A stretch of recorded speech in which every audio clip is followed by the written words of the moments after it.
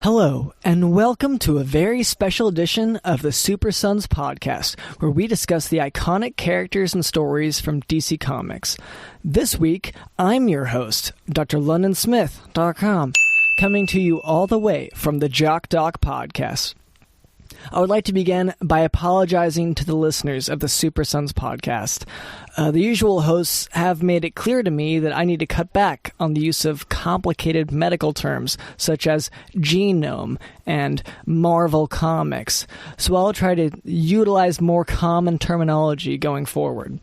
Here to help with that is our producer Cameron. Hello friends, old and new.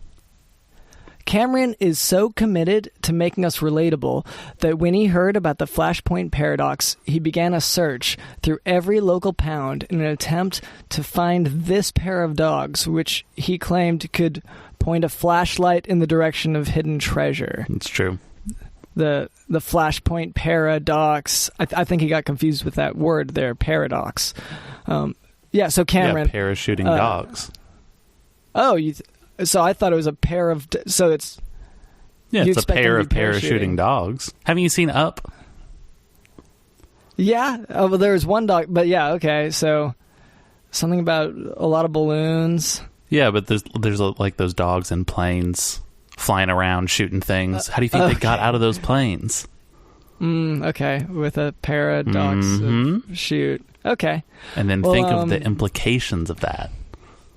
If that technology were to advance further. Yeah. Okay. I feel like I should clarify for the listeners, since this is a DC Comics podcast, that the Flashpoint Paradox, specifically the Flashpoint Paradox, it's not the name of a pair of dogs, but rather the name given to the story of when the character The Flash, who is known for being very fast, he causes a temporal ripple that creates a fractured reality in which the Justice League has never existed. Anyway, so also with us is DJ Don the House. DJ Don the House.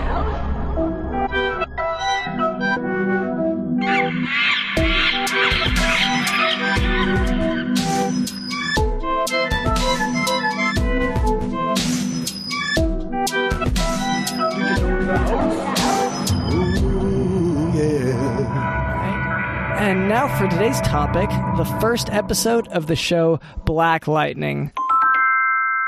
That's right, Dr. London.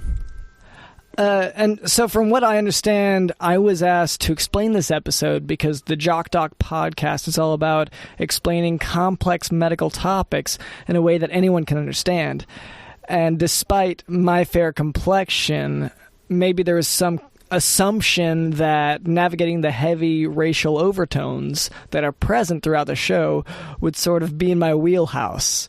So I guess we'll find out. So, Black Lightning. And Cameron, you watched this, right? I did. Okay, good. So you know that Black Lightning has important characters such as Jefferson Pierce, the Lightning himself. Also important are his two daughters. Daughter one and daughter Anissa. two. Yeah, okay. Anissa, she's a medical student. So she begins the episode by being arrested for protesting. Mm-hmm. She also has a sister, Jennifer, who's in high school. And there was a third sister mentioned. Oh, was there? Yep. Who was an impressive athlete like her father. Oh, okay, yeah. So maybe that you saw it and forgot about it. Maybe that's kind of a theme of the show. Isn't it, Dr. London? Well, I guess for me, the ones that had the more, involvement in the plot, those are sort of the ones I paid attention to the most. Yeah. For the first episode, at least. So anyway, on the way home from picking up his daughter, Anissa, from jail, the Black Lightning character, who's not being Black Lightning, his Jeff, he's pulled over for a crime he didn't commit. And they don't mention this in the show, but it is implied that it is DJ Jazzy Jeff, right? From Fresh Prince? It'd have to be. Well, why would it have to be? Because the thing about DJ Jazzy Jeff was that he had electricity flowing through his body all the time.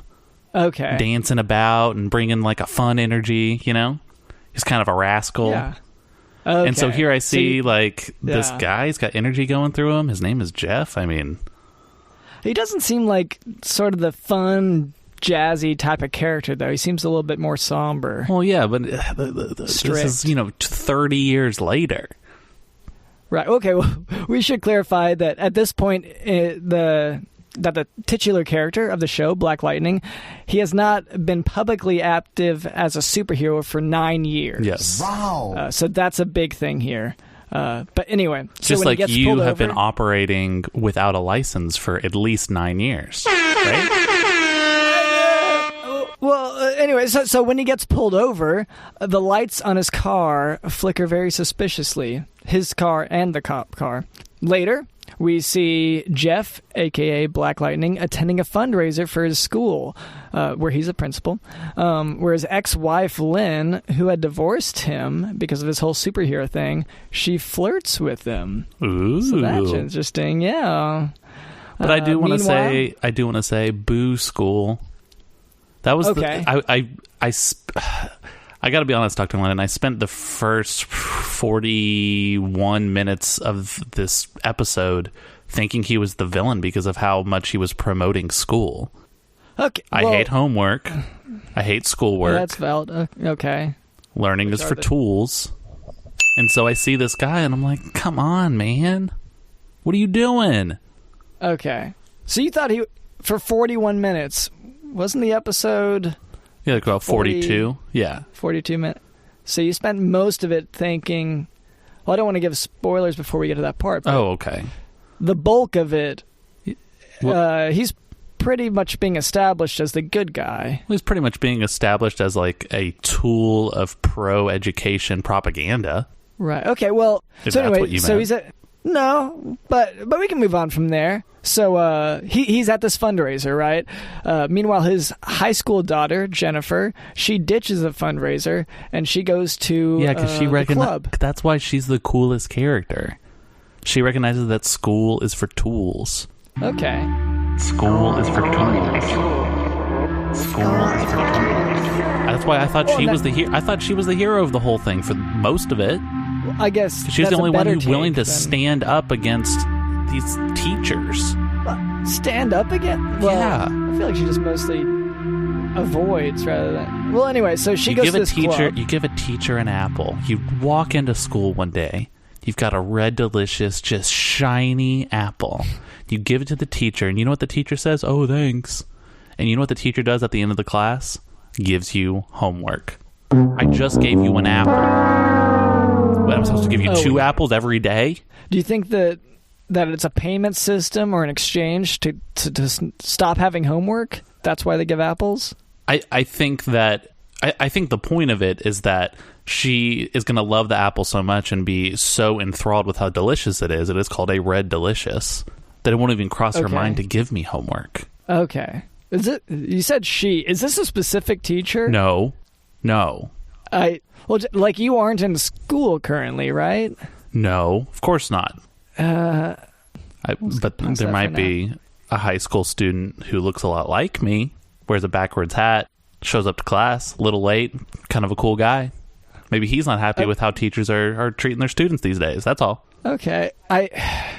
How long ago, this student, how long ago did they start attending high school? Oh, 3 years ago. They're a junior. Okay. And are they going back to school, or did they start out, like, did they take a break? The student? I guess you could call it a break. I think that wouldn't be inaccurate. I think a break implies that it was voluntary. Oh, so he was expelled. Not quite expelled. More like fled to the basement and operated as sort of a Phantom of the Opera of the school. Huh. Okay. So that but I don't even know this guy. I don't even know who this guy is. So we should probably just change the subject. Yeah. So we do have some to cover here. Yeah. So Jeff, the main character, his high school daughter, Jennifer, ditches the fundraiser and goes to the club. And she flirts with this guy who's apparently in a gang called The 100. Yeah. And not to be confused with the CW show called The 100. Okay, yeah, and that obviously an issue here. Because this is a CW show as well with The 100. It does help with cross promotion, maybe. I don't know. I did notice something very peculiar about her conversation with this guy in the club. Okay. It cuts to them talking about music, and she goes, Coachella over Afropunk? SZA, Solange, Childish Gambino? And then he says, oh, so you're one of those alternative girls. Now, in our world, SZA, Solange, Childish Gambino, these are all people who have performed at Coachella multiple times. Okay, so it's not just dated or something. No, these are people who have performed either with their own sets or performed with other people. I believe right before this would have been recorded would have been the Beyonce one where she brought out Solange, but she's performed on her own as well. And so this leads me to believe, Dr. Lynn, I think I've tapped into something that the episode, I believe, will be revealed later in the series, is that this is an alternate universe where Afropunk has a stricter exclusivity clause, exclusivity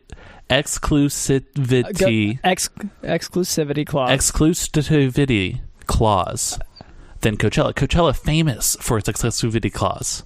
Okay. Really restricting artists and not letting them play for 6 months within like 1,000 miles of its location. So in this alternate twisty topsy-turvy world, Afropunk has locked down SZA, Solange, Childish Gambino. And I think when you think about like the larger implications in a superhero universe, you start to really kind of see where this series is going. Are the beer prices at Afropunk going to be more expensive? Is it going to be more expensive to buy a funnel cake at Afropunk? Oh, so you think that the prices of concessions are maybe the biggest impact? Maybe. Does Coachella, because they're unable to get Childish Gambino, do they pivot to more of an EDM focus? And I'm just so excited to see how this series explores these topics.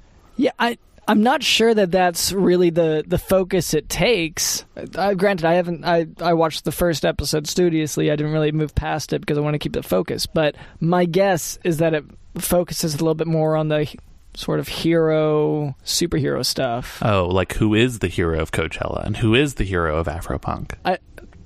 Maybe. I guess I don't know. Yeah. So anyway, while she's flirting with a guy, talking about Coachella and everything, we find out throughout that whole interaction, let's see, he's in a gang called the 100, right?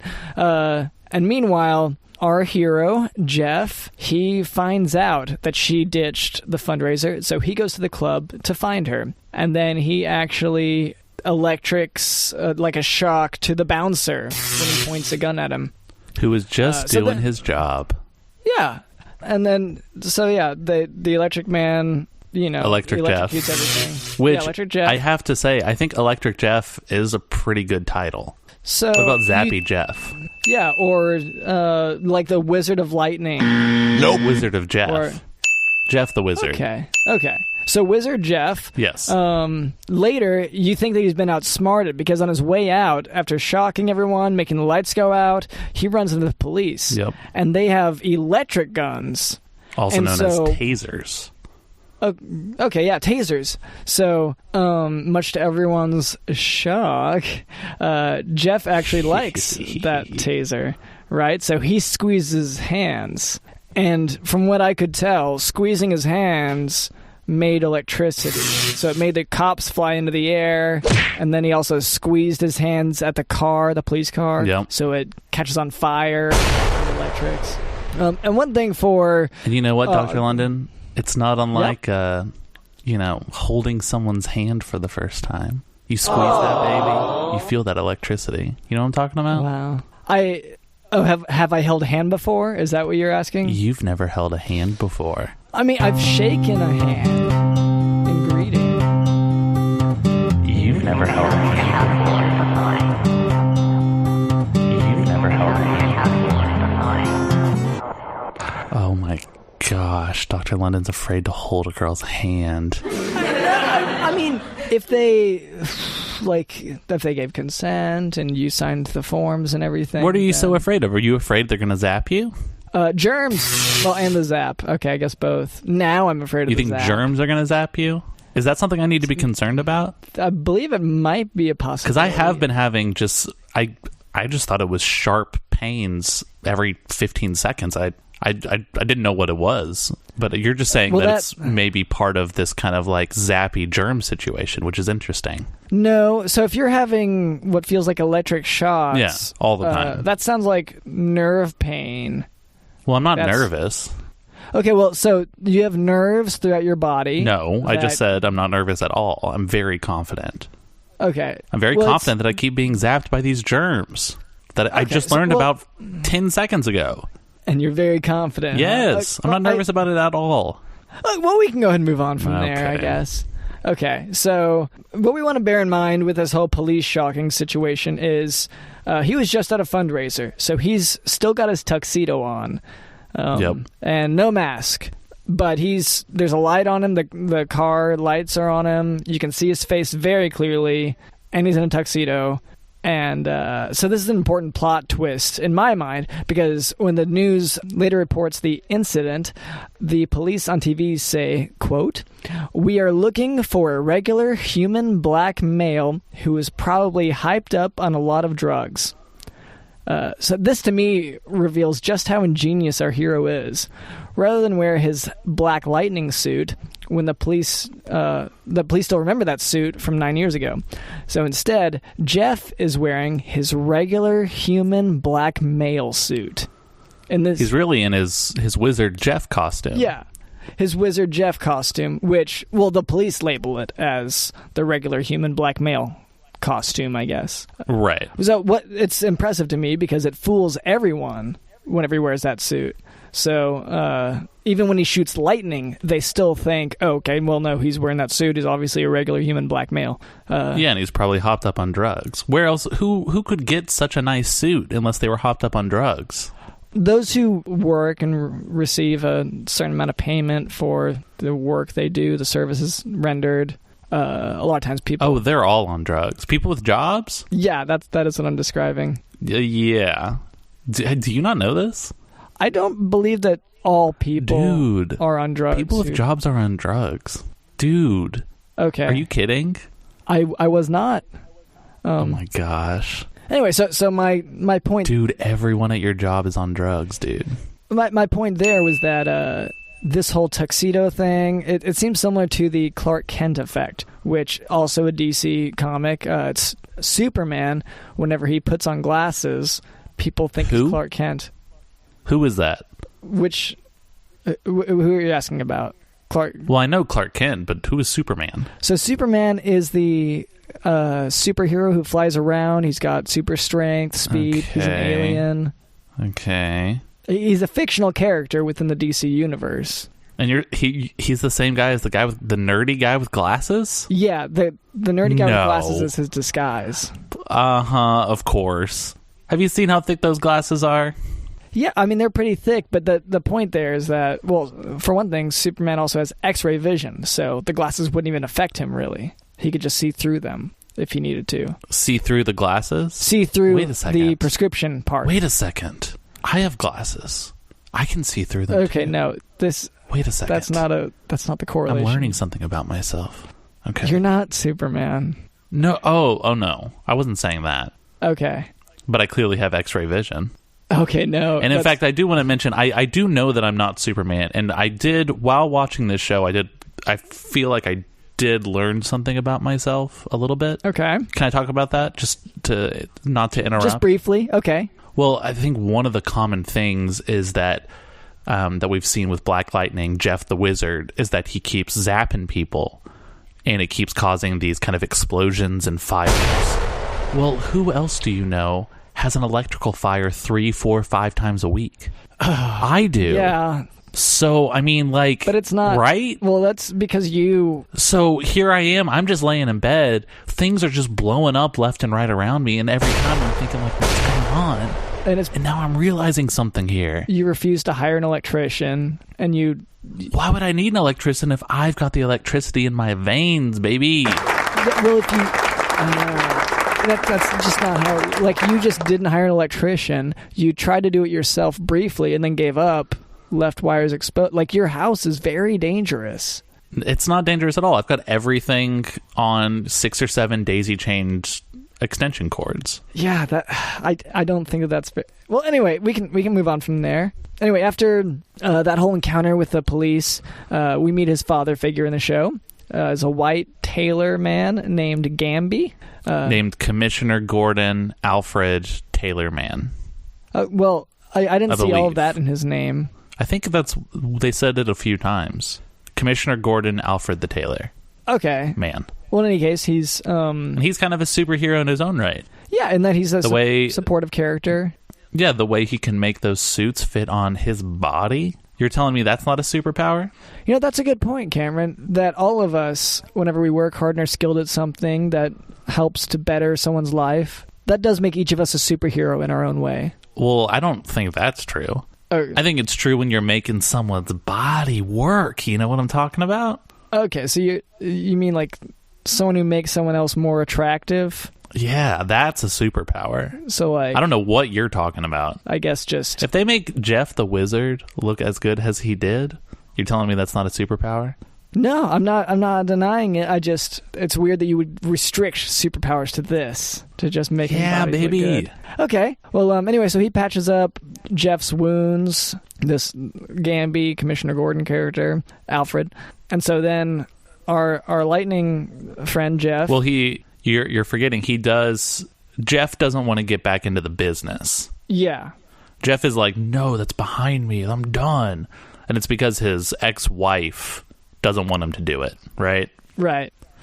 But Commissioner Gordon Alfred the Tailor, he keeps being like, no, you got to do it. We need you. The people need you. And he says, do you remember why you became Black Lightning?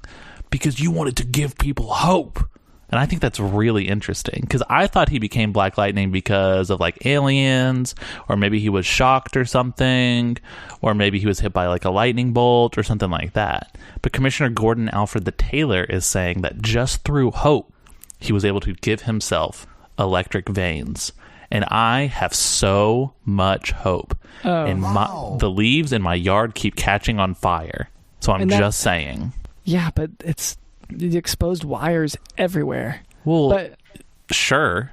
And also another thing to notice about the conversation was, along with the hope aspect, he became the zapping wizard man to kill a man named Tobias. Yes. A few scenes later, we learned that Tobias is the leader. He's the leader of this big gang called the 100 Gang. And his thing seems to be, well, he feeds people into his piranha tank. He got mad at someone and threw him in the piranha tank. Sure did. Next, we see the same guy who was causing trouble at the club. He shows up to the school where the principal works and everything, where Mr. Lightning is. So Jeff, he's cleverly disguised once again as a regular human black male. Well, and he's the guy is hassling Jeff's daughter / the girl this man was talking to at the club. It should be mentioned. He's hassling both the daughters. Oh, yeah, well, because the one daughter comes up to defend and Coachella, or to defend Afropunk. The guy is like, no, Coachella's better. I think it might have been more the whole... And the daughters are like, no, Afropunk, SZA, Solange, Childish Gambino. I think maybe kind of in that community, you know, Coachella's kind of a big deal, so it's a little subversive to not kind of be on the Coachella train, you know? I feel like I didn't quite get that from that scene, but in any case, it was all over it. So I think it even said, but what about Radiohead's 2012 set? I guarantee you he said that. Yeah, maybe I'm just not. I know he did. In any case, so our electrified Jeff, he used the power of words to keep this guy from doing a school shooting. He's about to pull out a gun. He stops him. And maybe, I feel like I remember it differently, but maybe it was to stop him from talking about Coachella or whatever. So Jeff, in his full 3-piece regular human black male suit, goes to the wannabe school shooter's gangmaster named Lala. So things get tense, lights start to flicker suspiciously again. It's that same whole thing where you're thinking, is this guy going to bust out some lightning? Well, it's also important to mention that he knew Lala. Yes. Lala seemed to be a student from his school. Yes, this is also part of it. That everyone sort of has a history there. Everyone kind of knows each other. And so, yes. And he does mention in that conversation, because of that relationship, he didn't call the cops about all of it. And he said, I have an unspoken, like an unwritten rule with all the gangs to not mess with Garfield High. We don't need people coming around insisting that Coachella is the superior music festival. And we don't need to bring that kind of tension and aggressiveness to the school. And one thing for the listeners, Garfield High is not a reference to the cat Garfield smoking. No, it weed. is. No, it's the high school. That's what that is. Well, but what is the high school named after? I think it was someone named Garfield, like some person. You mean President Garfield? Possibly. I didn't. Is President Garfield relevant to 2019? Is Garfield the cat relevant to 2019? Yes. He hates Mondays. Everyone hates Mondays. I can't tell you a thing about President Garfield. Okay. Well, that might be valid then. Odie, Nermal, Lasagna, John, John's veterinary girlfriend / crush, kind of just like girl he's courting on and off throughout the series. President Garfield, what do I know? He was president and he's dead. Okay. Yeah, whereas Garfield, we do not know about any death, so presumably still living and relevant. All right. Well, so a little later, that same wannabe school shooter from before, same guy who was at the club, that guy comes back and just walks into a classroom and kidnaps both of Jeff's daughters and takes them to a motel. And one thing I thought was very important to note is that the medical student daughter, Anissa, she was apparently there and she had time to teach at a high school 3 times a week while she is in medical school. That's true. That to me was very interesting. Because you're not able to work as hard or intelligently as she is. Well, I think in general, medical school is such an occupying thing that... For struggling students, sure, yeah. Well, for most students, I think they'll put the time in to study and everything. Whenever they have any time off, they're not going to be teaching out of school. They're going to be, especially the high school level, they're generally going to be teaching, or they'll be studying instead. Yeah, I mean, for someone like you, I think that would definitely be true. I think for anyone, I would say for anyone on let's say the lower 20% of people who go to medical school, yes, you're going to have to study, you're going to have to read, you're going to have to, pay attention. But for the upper 80%, come on, you just figure it out.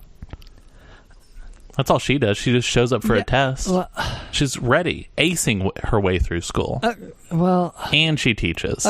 Okay. Which is normal. So this is... And so I do want to say, if anyone out there is listening right now and you're in medical school and you might be interested in checking out our medical podcast, the Jock Doc Podcast, let me just say, if you study at all, we don't want you. No, okay. You're not the kind of medical student that we want. We need people who it comes naturally to.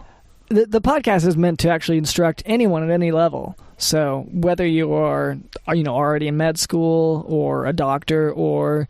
you're correct. Literally every single person should be listening to our show except for med students who have to study. It's designed to be on everyone, but in any case, we can move on from there. So, this is the point in the show that we've all been waiting for. So, Jeff, he changes out of his regular human black male 3-piece suit and puts on his wizard robe, his lightning suit, and he busts up everyone at the motel in order to reach the school shooting kidnapper. And then he electrocutes that kidnapper for a very, very long time. And it's worth noting that school shooter guy, he is a teenager. So, and this is where I kind of had a problem. So he goes in there and he electrocutes that teenager in the heart, or at the heart, and he holds him up with the electrocution. Lifts him up off the ground, off the ledge. So the heart has a natural pacemaker that uses electricity, and you're actually not supposed to electrocute it a bunch. That can be bad for it. In fact, whenever they... Well, he only did it once. You're saying a bunch. He just did it the one time. But it was prolonged is the thing there. Yeah, it was for like 2 minutes, and it was so strong he was lifting him off the ground. But I mean, I don't think that's that far off from the electrical fires I have to deal with at my own house. I think it is a little bit different because... No, they zap me so much it makes me fly in the air. Really? Yeah. You should probably hire an electrician. I've got this stuff flowing through my veins now. I know this. This show revealed this to me. Why would I call an electrician? That'd be like calling someone to check out my blood when I already know my own blood more than anyone else. How do you know your own blood? You can't even see it. Yeah, it's in my body every single day. And you think you know it better because it lives inside of you? Because I've spent way more time with it. Okay. Well, anyway, so when you're struck by lightning, your bones, they basically act as the conductors of that electricity. So the consequence of this is that the bones heat up and burn the muscles surrounding them, and that can result in a number of pathological changes. So this school shooter kidnapper guy is being roasted alive as he's held over his car by the lightning. And then Black Lightning compliments the car and slams that teenage guy into it.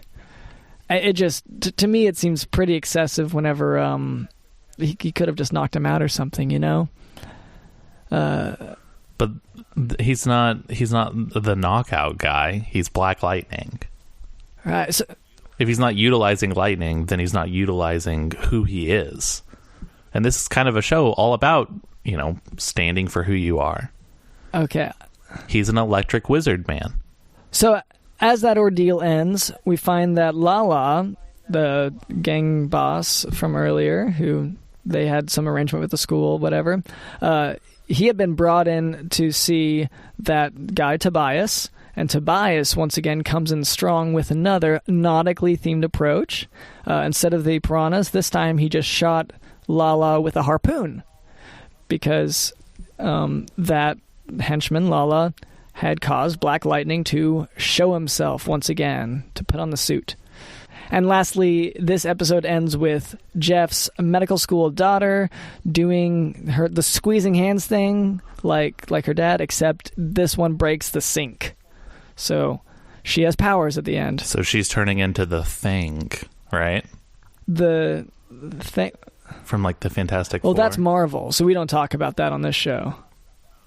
Oh, yeah. We've been very... So she's turning into... We've been told that if we ever mention that, any character from Marvel, that we will be punished. And I don't know how, because those guys are supposed to be in Arkham, but I think they have a big reach or something. I don't know. Like a big arm? Like their wingspan's honestly, huge? I don't know. They were... Hey, well, maybe I can use my electrical firepower to kind of zap them through the internet. Does Arkham have the internet? I don't want to pick a fight with them. I don't know. But their technology might be more advanced. Who's the primary ISP in Arkham? Is it Spectrum? This is one of those things that didn't come up whenever they asked us to host. Okay. We need to ask them, oh, hey, I know you guys are in Arkham. Are you on Verizon Fios or Google Fiber? And then when we figure that out, then I can just zap the phone lines. Yeah. Well, in any case, now is a time whenever we're supposed to say our criticisms, what we liked, what we hated. So, on my part, one thing I loved about Black Lightning was that we're all so intimately familiar with this iconic character from pop culture, Black Lightning. They were able to just skip over Black Lightning's entire origin story and instead focus on his coming out of retirement. That part to me was, it's just like whenever that movie Superman Returns came out, everyone already knew who he was, so it wasn't a problem. And just like that, Black Lightning, everyone's like, oh yeah, the Lightning guy, we know him. It's like all those Spider-Man movies who had to redo the origin story. Right, or every time there's a Batman, we have to see his parents die. And you don't... Anyway, so this one, they know that we don't need any of that, because we all know Black Lightning. I really liked the catering at the high school ceremony. Okay. I didn't notice it as much. just looked like it would probably have good catering. Yeah, I didn't really notice it either, but just the way they were dressed, and it looked like everyone was full. Okay. So it kind of just led me to believe that probably had a good dinner. Okay. And I think I said it before. I also like when he came back from the school event, every light was on in his house, which I believe is the source of his power.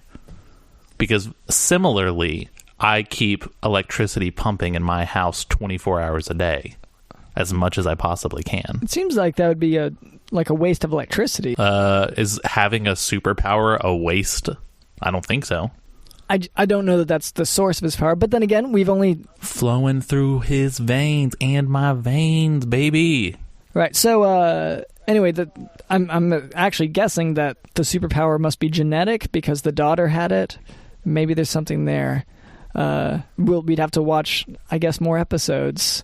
I guess that could be a drawback of skipping the entire origin story, is that we don't know it. For me, that might be... I guess that could be a criticism in a way. You don't know it. Yeah. Anyway, let's see. The least believable part of the show to me was once again that the medical student would have the time to teach 3 times a week at a local high school. Do you have any other criticisms, Cameron? Just that I thought the daughters were just too cool. Okay, and that's not really believable. Who's that cool? Yeah, they seem very popular. Who is that cool? Especially the kids of the principal? Nah. Oh, that it's valid, yeah. They'd be nerds. They'd be huge nerds. And also his outfit was very bright. Very, very shiny. Yeah, like clean and pressed. Which seems... No, I mean the lightning bolts on his physical suit once he's transformed into his suit seem to be lit up with really bright LEDs. Yeah. Which I could see being problematic in terms of fighting crime while also evading the police. Right. Like at the very, very end, the police are all around and talking and investigating the crime scene, and then it cuts to him standing on top of a building. Right. But he's literally, he's glowing. But he's next to a neon sign, because his suit is so... That's how he blends in? He has to hang around neon signs? So if there was a crime going on without some sort of neon, like, Budweiser sign around, he'd be like, well, I can't. Well, and maybe... I'd love to help out here, but what am I going to do? Maybe that's why he retired. Because people were getting rid of neon signs. I mean, that age was, I guess 9 years ago is whenever people stopped being so into neon signs culturally. Yeah, and we just switched more to just kind of digital screens, which a lot of times aren't going to be as bright. Yeah, and so that's a cultural thing that the show kind of brings to light. Yeah. And that's something that we can learn from, in a way. All right, well, I think to sum up, bring back electrical signs. Bring back neon signs, you mean? Oh, yeah, sorry. Bring back neon signs. So that we can have our superheroes again. Coachella or Afropunk, I think they're both reasonable music festivals, and I don't think there's any reason to have any kind of violence over them. You can go to both, if. Okay. They're not in the same area, but, if you traveled, you could do it. Okay. And, always trust your tailor. Right, okay, because they're real heroes. It seems like it, yeah. Well, because he makes that body work, Dr. London. Well, I think that's all for us here at the Supersons podcast. We are, of course, only covering for the usual hosts who they're apparently locked up in Arkham or something. Anyway, thank you to those hosts for asking us to cover for them. Thank you, Cameron, as always, for helping the podcast to remain relatable. Absolutely. Thank you to Digital in the House.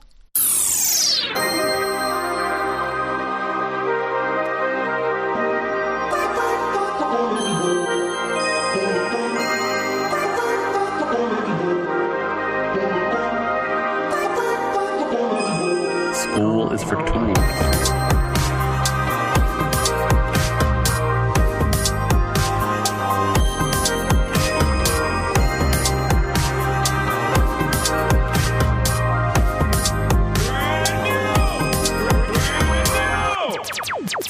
I am drlennonsmith.com. And if you want to hear more from us, we can be found at the Jock Doc Podcast. Links to major podcast platforms can be found via our handy website, jockdocpodcast.com.